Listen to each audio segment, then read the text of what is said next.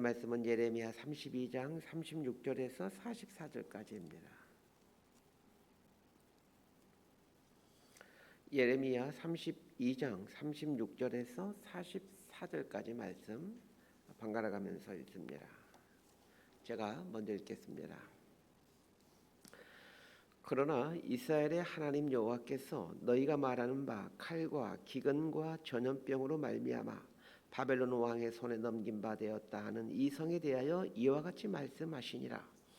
보라, 내가 노여움과 분함과 큰 분노로 그들을 쫓아 보내었던 모든 지방에서 그들을 모아들여 이곳으로 돌아오게 하여 안전히 살게 할 것이라.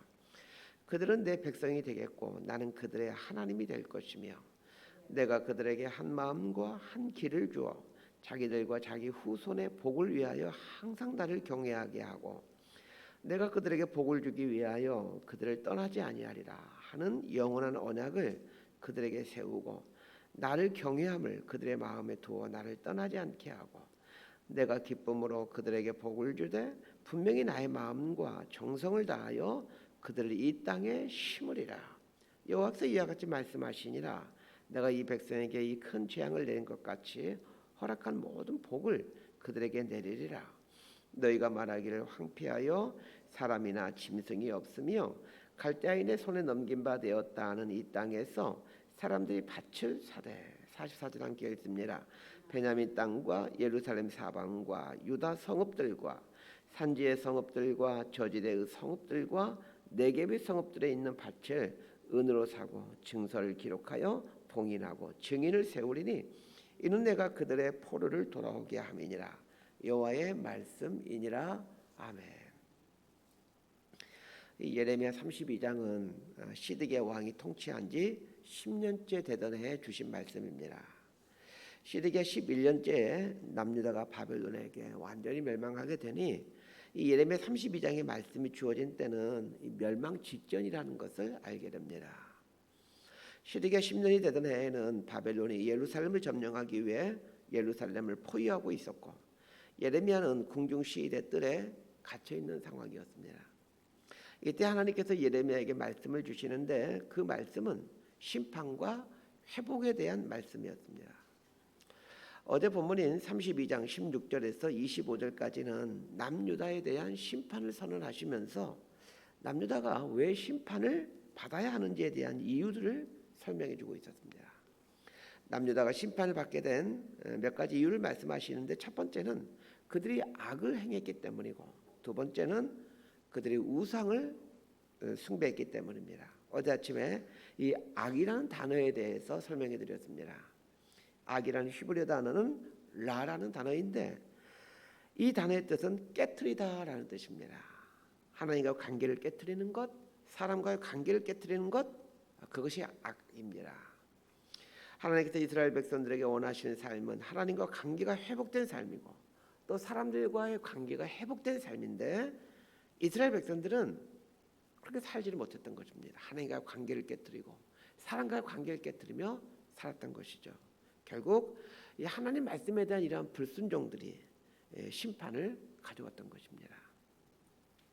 오늘 본문은 어제 본문과는 정반대로 남유다를 회복시켜 간다라는 말씀입니다.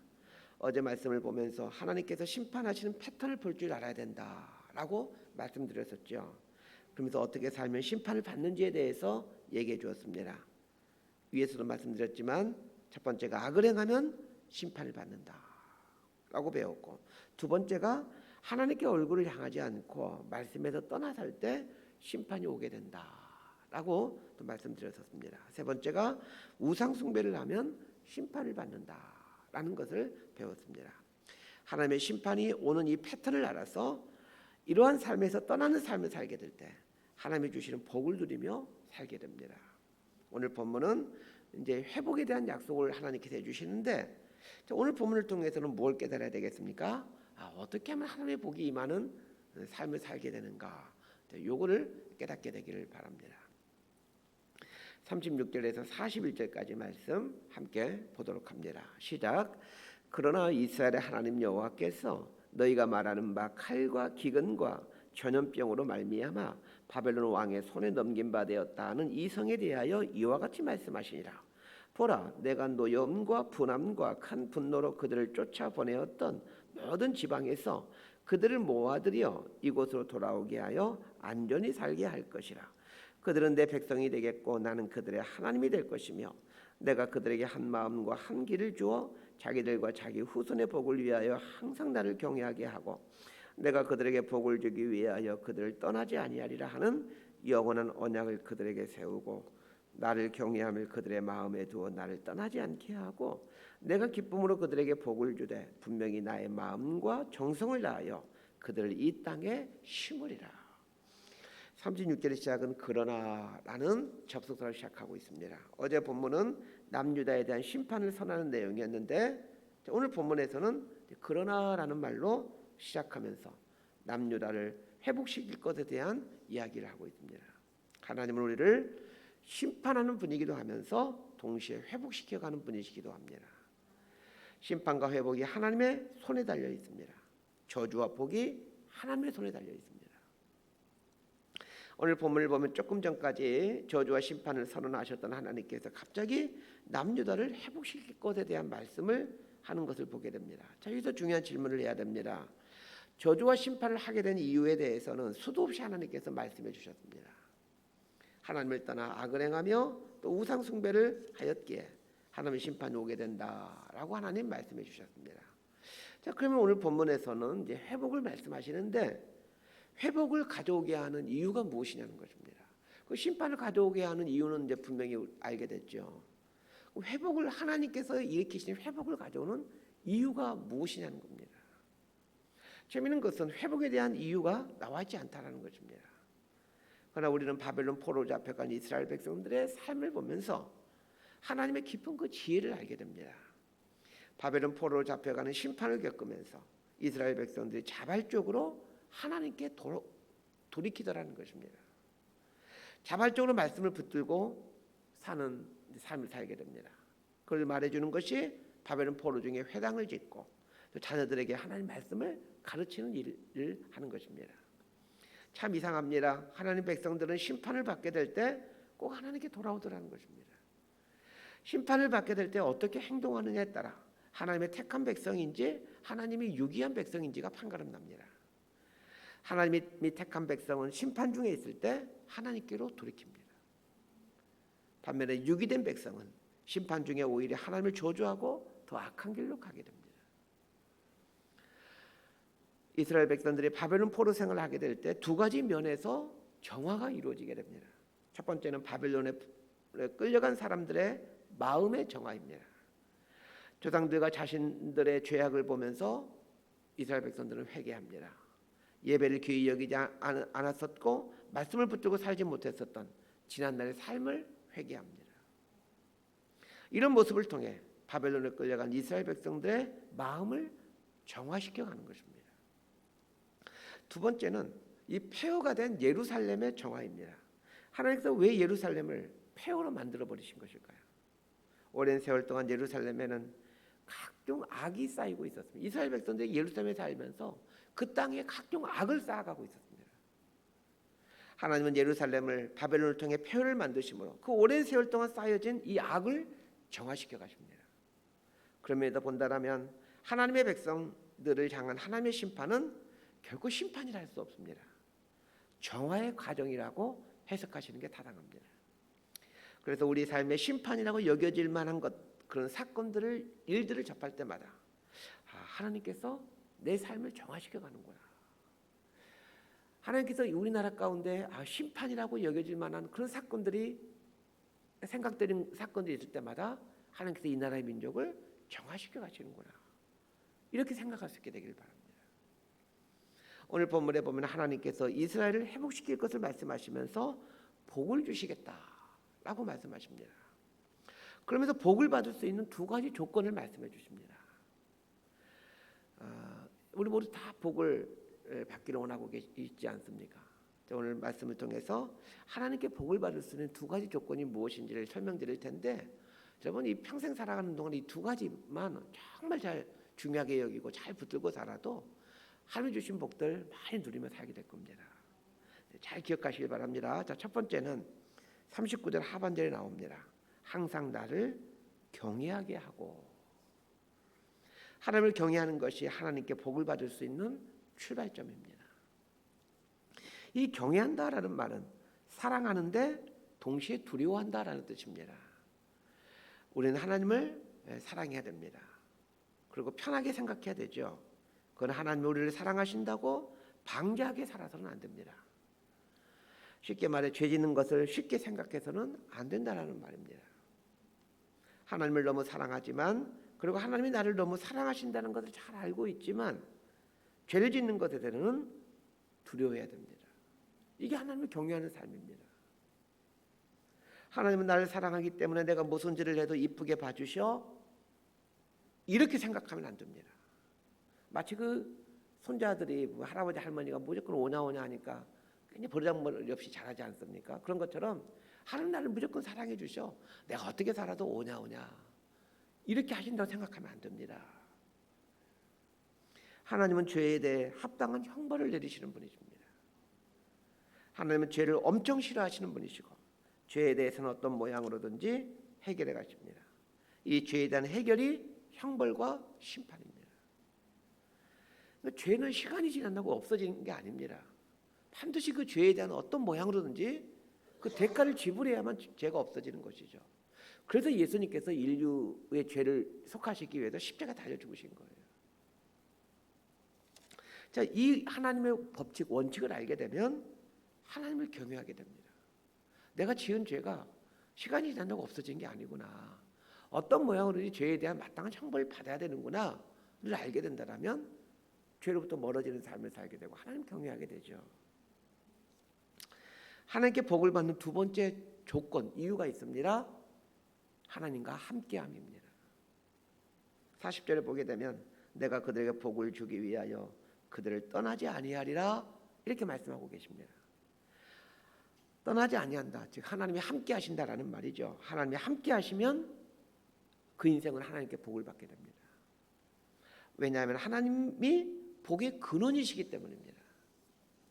복의 근원이신 하나님과 함께 있으면 그 하나님 곁에 내가 늘 있기에 늘 복이 내 삶에 임하게 됩니다. 한번 잘 생각해 보세요. 하나님이 복의 근원이신데 내가 하나님 옆에서 늘 살고 있다고 생각해 보세요. 그 떨어진 콩고물들이 얼마나 많이 있겠습니까? 신학교 다닐 때 늘 같이 다니던, 늘 아주 가까이 지내던 분이 계시는데, 이분은 이제 인하대학교에서 전자공학과 교수님이셨는데 나이가 좀 있죠. 40대 한 초중반 되셨던데 이제 저랑 같이 신학교를 다니셨습니다. 지금 미국에서 사역하고 계시는데 지금도 자주 연락하고 또 이렇게 지내고 있죠. 교수 일을 하면서 신학교를 다녀야 되기에 이분이 얼마나 바쁘겠습니까? 신학대학은 원래 월요일 날은 수업이 없습니다. 그럼 이분은 이제 월요일 날에는 자기 인하대학에서 학생들 수업을 하루 종일 하고, 화수목금은 대부분 이제 신학교에 수업이 잡혀 있기 때문에 신학교에 와서 강의를 듣고 뭐 이렇게 하면서 신학교를 다니고 있는 분이셨습니다. 근데 인하대학에서 또 학과장도 하시고 뭐 여러 가지 행정적인 일도 처리하고 학생들을 가르쳐야 되니 너무 바쁘다 보니 이 신학교에서 내주는 숙제가 너무 많은데 그런데 숙제할 시간들도 없고, 그래서 이제 숙제가 있으면 제가 이제 숙제한 거 보내서 이제 이거 참고해서 얼른 숙제하라고 하고, 또 시험 기간이 되면 예상 문제를 뽑아서 답을 적어서 다 이분에게 보내줍니다. 그러면 이제 이분은 시간이 없기 때문에 제가 이제 다 요약 정리해 주는 그걸 보고 시험 준비하고 또 그렇게 이제 지내곤 했습니다. 그런데 이분이 이제 그 인하대 공대에서 이제 대학원생들, 이제 석박사 과정에 있는 학생들 주로 맡아 수업을 하는데, 그 이제 공대는 이제 보통 기업체에서 그 어떤 프로젝트를 주면서 연구비를 줍니다. 뭘 연구하라고 하면서 돈을 막 몇 억씩 대주죠. 기업체에서 연구비로 많은 돈을 주는데 그 연구비 중에는 그 회식비가 편성되어 있습니다. 그런데 이분이 이제 주중에 대부분을 신학교 와서 보내야 되니 그 인하대 대학원생들하고 회식을 할 시간이 없는 것입니다. 회식비를 편성된 예산이 있기에 회식비 명목으로 영수증을 만들어서 그 연구비를 제공하는 회사에 제출해야 되는데 뭐 대부분의 시간을 신학대학에 와서 보내야 되니 그 회식할 시간이 없어서 회식비 영수증을 만들 수가 없는 것입니다. 그래서 어떻게 합니까? 이제 저하고 둘이 이 회식비 영수증을 열심히 만들어서 이제 회사에 제출해야만 되는 거죠. 회식비 영수증을 만들어내기 위해서 근데 저에게 밥을 사 먹일 수밖에 없는 겁니다. 그래서 신학교 다니는 동안에 학생 식당에서 밥을 먹은 적이 거의 없습니다. 학생 식당은 영수증을 주지 않을 뿐만 아니라 학생 식당 영수증을 또 기업체에 제공할 수가 없잖아요. 같이 밥을 먹을 때면 제가 밥을 사겠다고 해도 영수증 만들어 제출해야 된다고 밥값을 꼭 그분이 내는 겁니다. 그러면 자기랑 같이 밥을 먹어서 영수증 만드는 게 자기를 도와주는 거라고 하면서 3년 동안 계속해서 이제 식당에 가서 이제 밥을 먹고 영수증을 만들었던 기억이 있습니다. 덕분에 제가 살이 아주 보동보동 찌게 되었습니다. 이제 무슨 말 하고 싶은 거냐면 돈을 많이 써야 되는, 돈이 많은 사람 옆에 있으면 떨어지는 콩고물이 많더라는 거예요. 마찬가지입니다. 복의 근원이신 하나님 옆에 붙어 있어 보십시오. 이런 하나님 복의 근원이십니다. 그런데 그 복의 근원이신 하나님 옆에 함께하면서 붙어 있다고 생각해 보십시오. 그 떨어지는 콩고물이 얼마나 많이 있겠습니까? 그런데 하나님이 함께할 때 내 삶에 복이 임하게 되는데, 여러분 이 함께함이라는 말을 곰곰이 생각해 보십시다.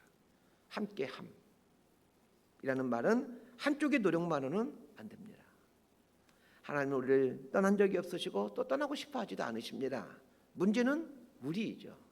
그러니까 하나님은 늘 우리와 함께 하시고 싶어 하지만 우리가 문제입니다.